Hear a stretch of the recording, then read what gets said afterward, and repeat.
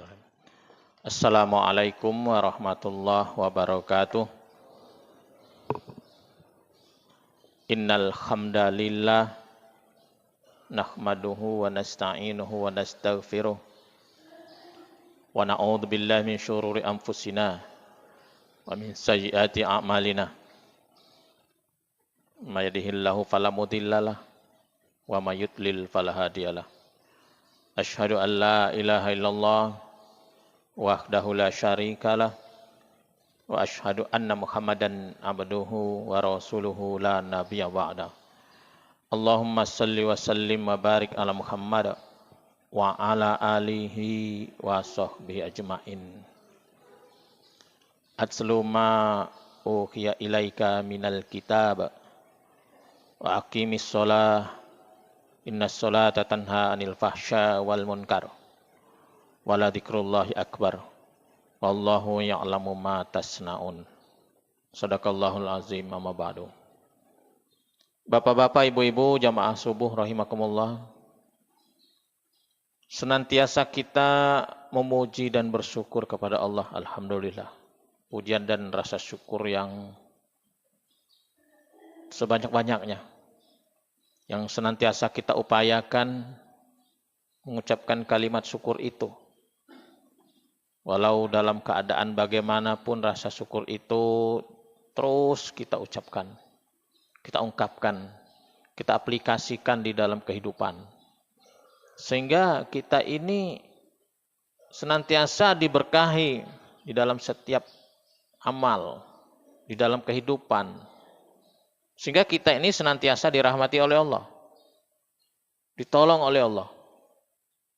Orang-orang yang senantiasa bersyukur, Allah akan menganugerahkan nikmat yang lebih. Salawat serta salam senantiasa juga kita mohonkan agar tercurahkan pada Nabi kita, Nabi Muhammad sallallahu alaihi wasallam, serta keluarga, para sahabat dan pengikut beliau hingga akhir zaman. Bapak Ibu jamaah subuh rahimakumullah. Adapun kajian subuh kita kali ini yaitu kita akan angkat tentang ibadah sholat. Bukan tentang gerakan, tentang bacaannya, tapi kita coba melihat rahasia di balik ibadah sholat. Atau hikmah-hikmah apa ada di dalam ibadah sholat itu. Karena ibadah sholat ini kita sudah tahu dan sudah sering lakukan. Ternyata ibadah sholat ini ada rahasia-rahasia di dalamnya. Di mana kebanyakan orang hanya sekedar melaksanakan ibadah ini sebagai ritual, sebagai kewajiban atau melepaskan kewajiban. Dia tidak begitu antusias untuk mempelajari satu ibadah ini. Padahal ibadah ini dikatakan di dalam Al-Quran, surah Al-Ankabut ini, wala dzikrullahi akbar. Ibadah sholat ini adalah lebih besar, lebih utama dari ibadah-ibadah yang lain. Sebutlah ibadah apa saja, ibadah sholat adalah lebih utama. Ini ayat yang mengatakan ini. Al-Ankabut 45. Baik Bapak Ibu yang saya hormati, karena ibadah sholat ini sangat luar biasa, tentunya ibadah ini tidak mungkin tidak ada hikmah. Tidak mungkin dia tidak ada manfaat. Pasti ada rahasia-rahasia besar di dalam ibadah sholat. Semakin banyak kita mengetahui sebuah rahasia Bapak Ibu, tentunya kita akan semakin menyenangi. Misalnya sebuah ritual. Kita sudah tahu rahasianya, hikmahnya, pahalanya umpama. Kita akan lebih senang mungkin memperbanyak ibadah sholat ini. Ada banyak orang, mudah-mudahan tidak termasuk kita Bapak Ibu. Dia sekedar melakukan atau melaksanakan ibadah sholat ini, sekedar melepaskan kewajiban. Katakan lagi. Dan dia hanya mengerjakannya yang wajib saja. Tidak dia berusaha untuk menambah hal-hal yang sunnah, sholat sunnah. Padahal kalau dihitung Bapak Ibu, lebih banyak sholat sunnah daripada sholat wajib Pak. Lebih banyak sholat sunnah. Sholat wajib kan hanya 5 kali. dan 17 rakaat. Kalau ibadah sunnah banyak, Bapak. Baik, Bapak Ibu yang saya hormati. Yang pertama, rahasia ibadah sholat itu, ternyata sholat itu adalah sebuah media untuk berkomunikasi dengan Allah Subhanahu wa taala. Media yang sangat baik untuk berkomunikasi kepada Allah Subhanahu wa taala. Di mana di dalam sholat itu banyak doa-doa, banyak pujian-pujian, dan gerakan-gerakan.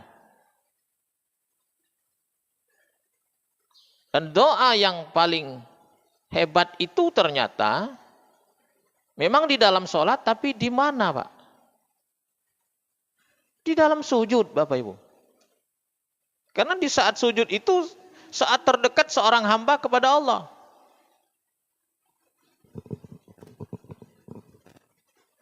Aqrabu ma yakunul abdu min rabbihi wa huwa sajid. Fa'aktirud doa. Perbanyak doa. Dan bacaan-bacaan yang senantiasa kita ucapkan, kita baca di dalam sholat itu adalah surah Al-Fatihah. Di mana surah ini, Pak, Bu, sebuah doa yang kita panjatkan, ihdinas siratal mustaqim. Tunjuki kami jalan yang lurus. Ini berulang-ulang, Bapak Ibu. Sehingga orang yang sholat itu dia akan tercerahkan. Doa ini kan doa sapu jagat. Doa yang sangat hebat, Pak. Berarti orang-orang yang tidak sholat itu dia belum mendapatkan hidayah. Belum dia memohon hidayah. Ihdinas siratal mustaqim. Tunjuki kami jalan yang lurus. Memang sebuah doa itu, Bapak Ibu, harus diulang-ulang. Harus diulang-ulang. Ada sebuah anekdot. Seseorang itu setiap hari berdoa panjang terus. Setiap hari, Pak. Sudah sholat berdoa panjang. Setiap sholat berdoa. Kemudian ada yang mengatakan, mengapa dia tidak mempercepat doanya dengan doa yang sangat ringkas? Dia buka doa. Ya, bilang saja begini, ya Allah, seperti yang kemarin saja ya Allah, amin. Doa lagi. Ya Allah, yang kemarin itulah ya Allah, amin. Tapi ternyata tidak, Pak. Dia harus melakukan lagi doa itu, menyebutkannya lagi. Tunjuki kami jalan yang lurus. Besok lagi tunjuki kami jalan yang lurus. 5 kali, Pak. 5 waktu. 5 waktu ini 17 kali kita mengucapkannya. Tunjuki kami jalan yang lurus ya Allah. Tunjuki kami jalan yang lurus ya Allah. Kita tidak disuruh mengucapkan yang kemarin saja ya Allah. Karena doanya panjang, yang kemarin doa yang kemarin ya Allah. Tidak seperti itu. Dia harus diulang kembali. Jadi kalau ada orang yang mengatakan doanya panjang, kan, omong baik yang cak kemarin, Allah kan tahu, tapi tidak seperti itu. Jadi komunikasi manusia sebagai makhluk ini sangat membutuhkan sebuah sarana komunikasi untuk menenangkan jiwanya. Karena Allah itu maha, Pak. Maha yang tidak terbatas, yang tidak terjangkau, maha kuat, maha tahu, yang memberikan solusi. Sehingga sholat ini dijadikan oleh Allah untuk sebuah sarana berkomunikasi kepadanya. Kalau kita melihat bagaimana sejarah sholat, Bapak Ibu, ternyata sholat ini ibadah yang spesial dibanding ibadah yang lain. Karena ibadah sholat ini dia dijemput langsung menghadap Allah, diterima langsung kepada Allah, dari Allah. Bukan melalui perantara Jibril atau perantara wahyu, enggak. Tapi dia langsung dari Allah kepada Nabi Muhammad. Itu istimewanya ibadah sholat. Yang kedua, Bapak Ibu, ibadah sholat ini ternyata bisa merubah perilaku. Walaupun tidak bisa kita mengeneralkan, Mbak. Secara umum orang sholat itu sudah baik semuanya, tidak bisa memang. Tapi ibadah sholat ini sebuah sarana untuk menjadikan seseorang itu menjadi lebih baik. Dia akan merubah perilaku. Sesuai dengan ayat Al-Quran ini. Inna sholat tanha anil fahsya wal munkar. Dia akan mencegah. Bayangkan sebuah ibadah bisa mencegah perbuatan keji. Perbuatan munkar. Itulah ibadah sholat. Kalau seseorang itu sudah sholat, insya Allah dia lambat laun dia akan menjadi lebih baik. Karena dia berkomunikasi dengan Sang Maha. Sang Maha luar biasa. Maha tahu, Maha hebat. Hari ini manusia tidak bisa mendeteksi Allah itu, Pak. Tidak bisa. Dia hanya bisa melalui nama-namanya saja. Bagaimana zatnya itu tidak bisa manusia. Karena manusia ini kan yang diciptakan oleh Allah. Bahkan kalau dikatakan, Pak, di mana keberadaan Allah itu? Tidak ada manusia yang tahu di mana, di langit, di mana, seakan-akan dia itu tersembunyi, Bapak Ibu. Padahal Allah itu kan zahir, tapi ada satu juga asma al-batin, dia tersembunyi. Kalau kita, Pak, nyumput, Pak, di mana saja pasti tahu. Bisa dideteksi. Apalagi hari ini zaman canggih, bisa dideteksi melalui satelit, Pak. Bumi ini dideteksi melalui satelit. Bisa. Di tempat mana saja di permukaan ini bisa dideteksi. Bisa tahu. Tapi Allah tidak bisa dideteksi oleh manusia. Ternyata Allah juga memberikan kelebihan kepada makhluknya yang namanya manusia. Walaupun Allah itu tidak bisa dideteksi dengan panca indera. Tidak bisa, Pak. Tapi Allah memberikan kolbu manusia yang bisa merasakan keberadaan dan kehadiran Allah. Ini kehebatan kolbu, Bapak Ibu. Dia bisa merasakan di saat dia menyebut-nyebut nama Allah, dia akan merasakan Allah itu dekat kepadanya. Ya Allah, ya Allah. Dia merasakan keberadaan Allah itu. Bapak Ibu yang saya hormati, jadi sholat ini bisa merubah perilaku. Karena sholat ini Bapak Ibu sebuah ibadah di mana ibadah sholat ini bukan hanya sekedar bacaan, gerakan, tapi komplit, Pak. Ibadah yang sangat komplit, lengkap. Mulai dari takbiratul ikram, mengangkat tangan, dimulai dari takbir, disudahi dengan salam. Kemudian di situ ada gerakan-gerakan, ada bacaan-bacaan, ada doa-doa. Sehingga membuat seorang hamba itu bisa menjadi lebih baik. Perilakunya. Nah, nanti akan bisa terlihat lebih jelas mengapa seorang hamba ini bisa menjadi lebih baik. Baik, Bapak Ibu. Selanjutnya sholat ini, Bapak Ibu, sholat ini ternyata adalah sebuah sarana atau sebuah cara untuk menggembleng manusia itu sendiri. Untuk melatih. Seseorang yang sering sholat atau sudah aqimis sholat, menegakkan sholat. Dengan sholat itu dia menempa dirinya dalam hal apa? Pertama dalam hal kedisiplinan.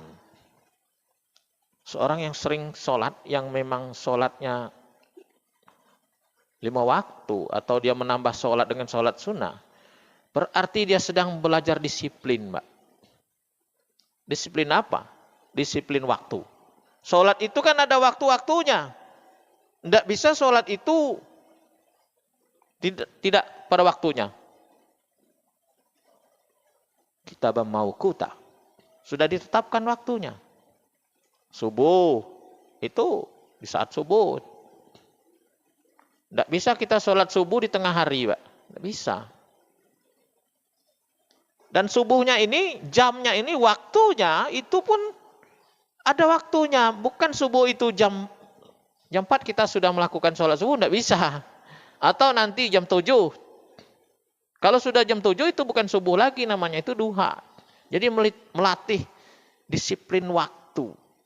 Seseorang yang melatih kedisiplinan, ini akan menghasilkan hal yang luar biasa. Dia akan menghasilkan hal-hal yang besar. Jadi seseorang yang sholat ini dia bisa menghasilkan sesuatu yang spektakuler sebenarnya. Dengan melalui kedisiplinan waktu.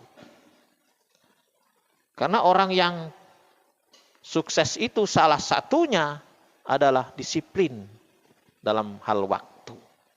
Mulai tak waktu, dia mulai bekerja, dia mulai berpikir, dia mulai beraktivitas, dia mulai melakukan sesuatu hal. Ini tentang sholat. Jadi dia belajar disiplin dalam hal waktu. Kemudian sholat itu Bapak Ibu adalah sebuah pembelajaran tentang kebersihan. Sebenarnya umat Islam ini adalah semestinya, idealnya, orang yang paling pakar tentang kebersihan. 5 waktu kita membasuh anggota tubuh kita Bapak Ibu. Kalau agama lain, mohon maaf, Pak. Di mana dia di dalam hal kebersihannya? Dia taruhlah sama-sama kita semua ini mandi, Pak. Semua kita ini cuci tangan, cuci kaki. Tapi berapa kali? Kita mau tidak mau, wajib, harus 5 kali.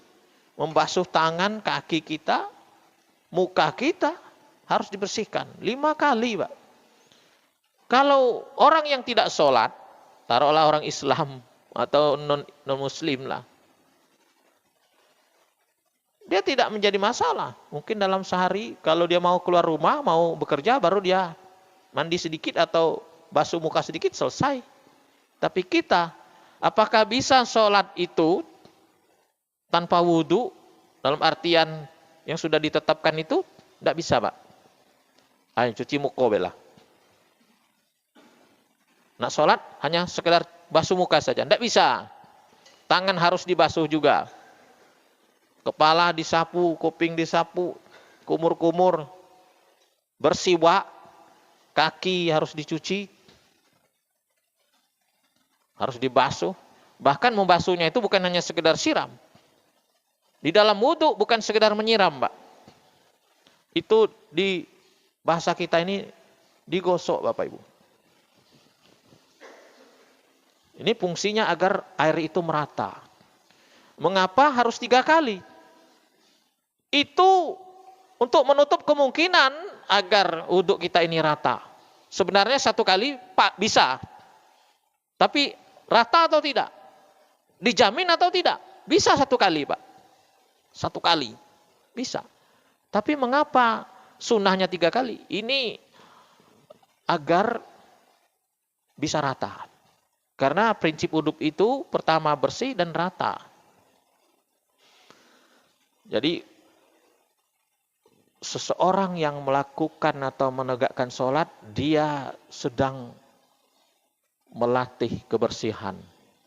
Dia sedang berusaha untuk menjadi manusia yang bersih secara zohir ataupun batin. Yang jelas secara zohir dulu.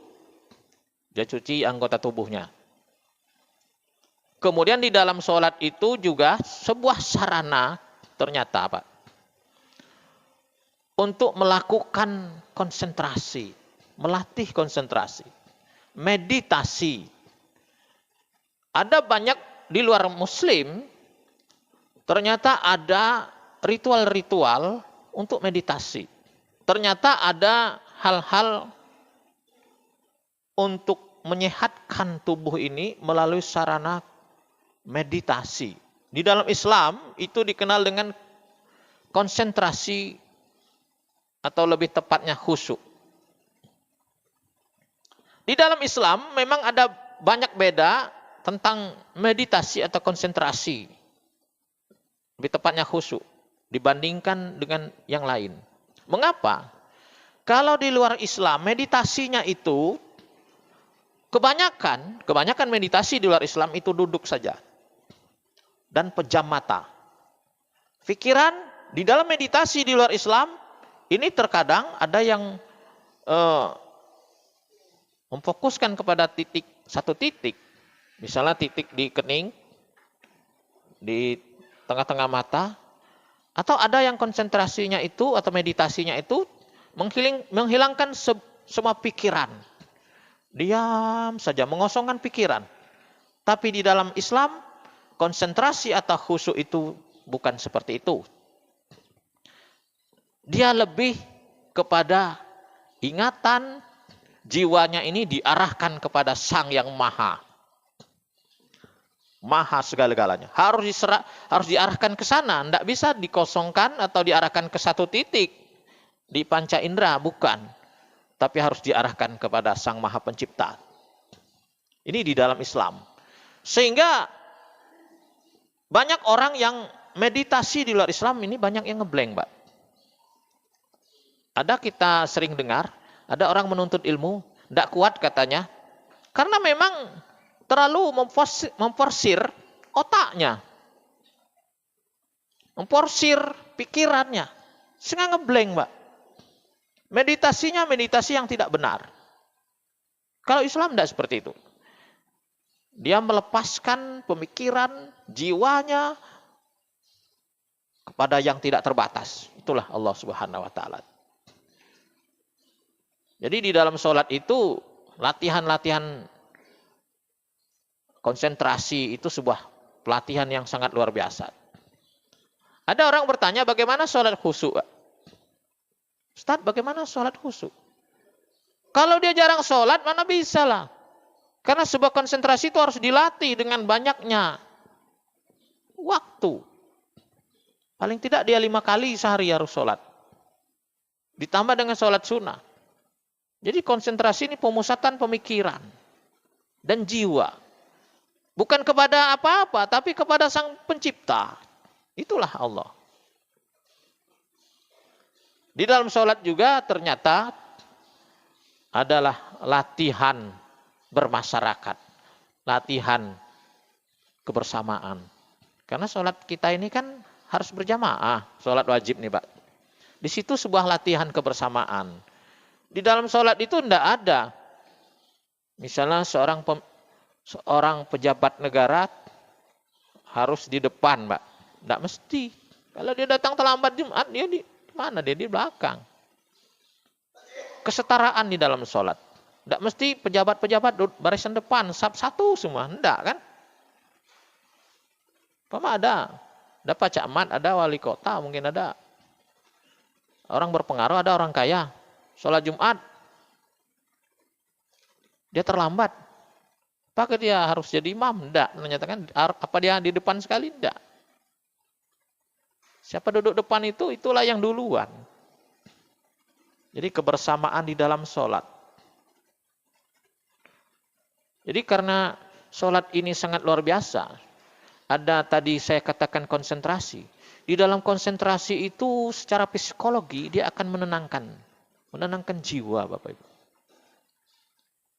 Karena kejiwaan atau jiwa seseorang ini tenang, maka yang namanya kecemasan, ketakutan, itu akan hilang. Ala bidzikrillah tatmainnul qulub. Berzikir itu akan menenangkan. Jadi seseorang yang sedang bermeditasi, atau lebih tepatnya sedang melakukan ibadah sholat, secara khusyuk, dia akan mendapatkan ketenangan. Ini akan menghilangkan cemas yang bisa menimbulkan stres, gangguan kejiwaan. Orang yang sering mendapat gangguan kejiwaan, ini biasanya orang yang tidak bisa konsentrasi, Pak. Atau orang yang jarang berkonsentrasi. Atau jiwanya tidak kuat, di bawah ambang batas. Ada sedikit kritikan, mulai gelisah. Akhirnya menjadi pikiran berketerusan sehingga membuat kecemasan, stres. Stres ini Bapak Ibu, ini dialami oleh manusia-manusia modern hari ini. Orang-orang yang jauh dari Tuhan, tidak melakukan pendekatan-pendekatan di dalam ibadah kepada Tuhan, Ini kemungkinan kecemasan, stres, rasa takut. Ini yang nomor satu. Karena manusia modern ini, mohon maaf Bapak Ibu, terlalu sibuk dengan urusan dunia. Orang yang sholat 5 waktu, walaupun dunianya sibuk, di saat masuk waktu sholat, dia tinggalkan itu urusan dunia. Tinggalkan. Nak rami jualan, nak hebat nian urusan, tinggalkan. Kita tinggalkan, Mbak, urusan dunia. Walaupun itu nampaknya berharga buat kita, di mata kita, dalam pikiran kita. Ini kalau hilang beberapa saat ini, hilang banyak duit, berapa juta. Umpama musim lagi rami jualan.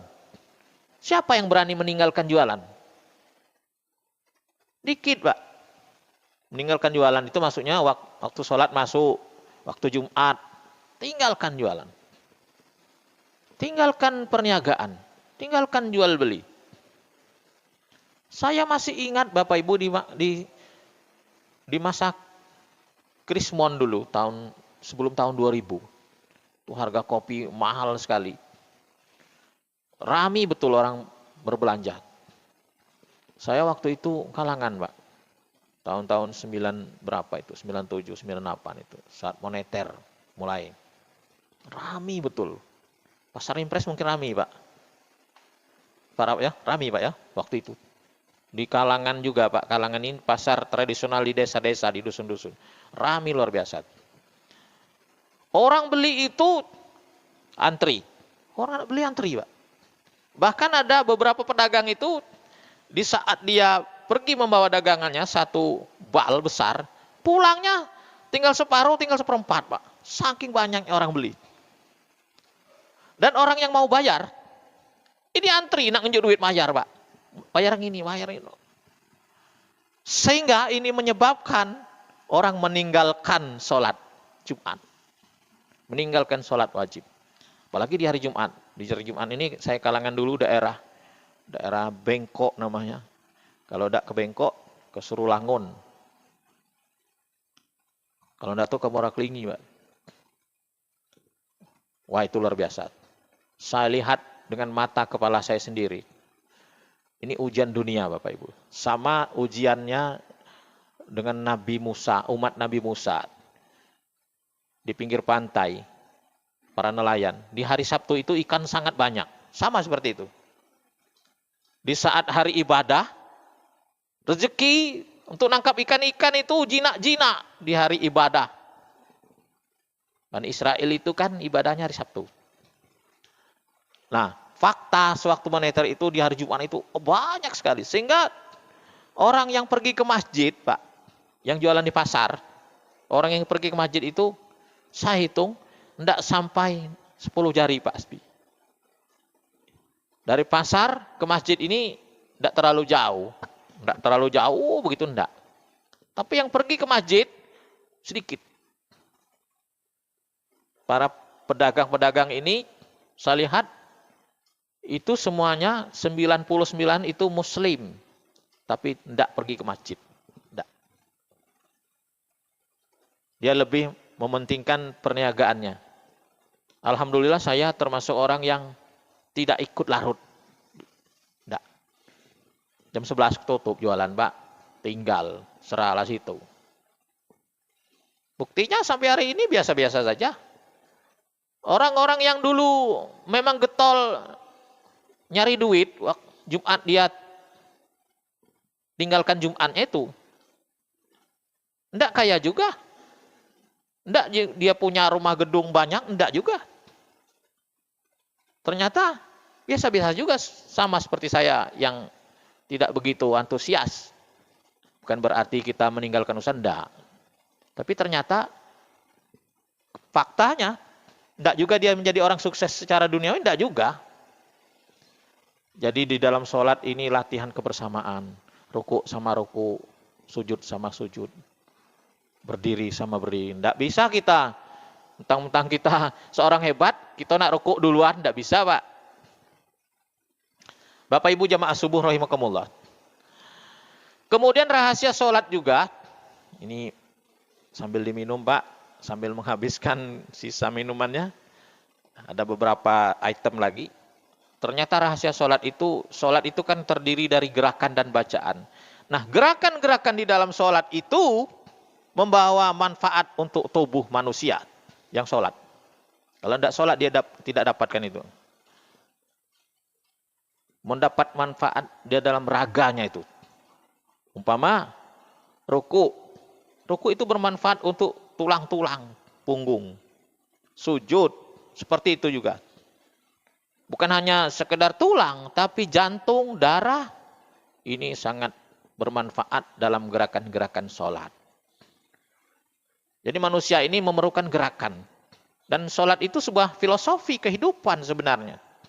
Coba Pak, ada saatnya kita jaya.